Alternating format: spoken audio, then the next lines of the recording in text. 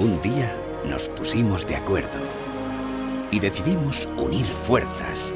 Unimos conocimientos, talento y valores.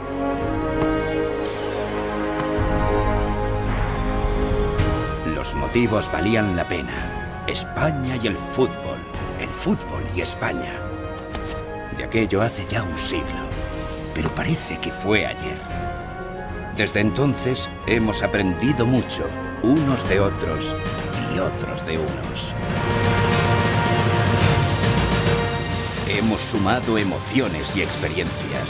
Hemos restado cada vez más diferencias, porque comprendimos que juntos somos más capaces, más fuertes. Juntos podemos. Juntos gritamos, reímos, lloramos. Juntos.